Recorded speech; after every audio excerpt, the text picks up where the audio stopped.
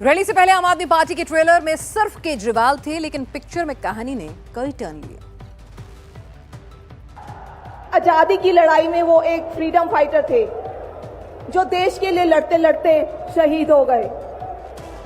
इस जंग में भी केजरीवाल जी को शायद भारत मां के संघर्ष के लिए भेजा है।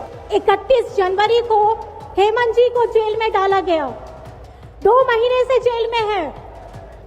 अरविंद केजरीवाल जी पिछले 10 दिनों से जेल में है, आज तक आरोप साबित नहीं कर पाए हैं। इंडिया अलायंस की पार्टियों में परिवारवाद के एक्सटेंशन की झलक रामलीला मैदान में दिखी। दिल्ली और झारखंड के सीएम जेल में हैं, लेकिन पत्नियों को सियासी मंच पर उतार कर मैसेज दिया जा रहा है। सोनिया गांधी मंच पर आई तो सुनीता केजरीवाल के बगल में बैठी। झारखंड से दिल्ली तक इमोशनल कार्ड खेला जा रहा है। सुनीता केजरीवाल ने तो एक अलग ही कहानी गढ़ दी, पति को पूर्व जन्म का फ्रीडम फाइटर बता दिया। पूरे रामलीला मैदान को केजरीवाल की तस्वीरों से पाट दिया गया था, लेकिन रैली से पहले सीन बदलने लगा। मंच की सजावट से संचालन तक आम आदमी पार्टी ने जिम्मेदारी संभाली। मंच के पोडियम पर आप ने अरविंद केजरीवाल की तस्वीर भी लगाई, लेकिन बाद में केजरीवाल की तस्वीर हटानी पड़ी। रामलीला मैदान के मंच से कंस को भी याद किया गया। राजनीति में कौन शेर है और कौन कंस, तेजस्वी यादव ने नया नैरेटिव लेकर आया।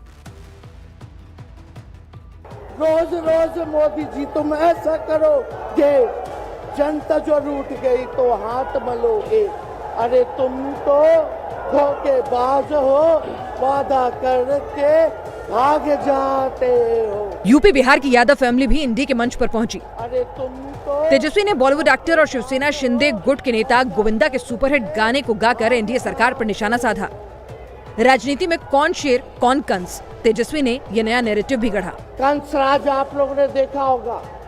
जब जब कंस को किसी से तकलीफ होती थी, डर लगता था, तब तब जेल में लोगों को बंद कर दिया जाता था। ईडी, सीबीआई, इनकम टैक्स को आगे कर रहे हूं तो ये 400 पार नहीं 400 हारने जा रहे हैं। रामलीला मैदान में रैली अरविंद केजरीवाल के समर्थन में बुलाई गई थी, लेकिन इंडिया अलायंस के नेताओं के निशाने पर सिर्फ और सिर्फ पीएम मोदी थे। अखिलेश यादव दिल्ली में मोदी पर टारगेट करने में बिजी थे। इधर यूपी में उनके खिलाफ नया अलायंस बन गया। हम उनके साथ हैं। इस लड़ाई को हमको सिर्फ पार्लियामेंट इलेक्शन तक ही नहीं रुकना चाहिए, बल्कि इसको आगे लेके जाना चाहिए।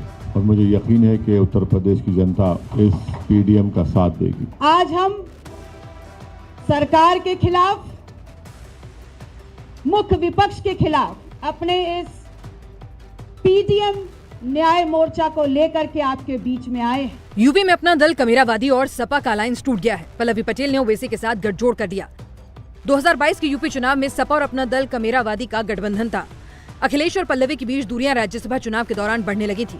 24 में पल्लवी की मांग मिर्जापुर, फूलपुर और कौशाम्बी सीट थी, लेकिन इंडिया अलायंस के साथ बात बनी नहीं। अब ओवैसी और पल्लवी ने मिलकर अखिलेश के पीडीए का तोड़ निकाला है। अखिलेश के पिछड़ा, दलित और अल्पसंख्यक की काट में ओवैसी और पल्लवी पीडीएम लेकर आए हैं, यानी पिछड़ा, दलित और मुसलमान। मुख्तार की मौत के बाद ओवैसी यूपी में ज्यादा एक्टिव हो गए हैं। मुसलमानों के लिए पीडीएम का ऑप्शन खोल दिया है। मुस्लिम वोट बटेगा तो एनडीए का रास्ता क्लियर होगा।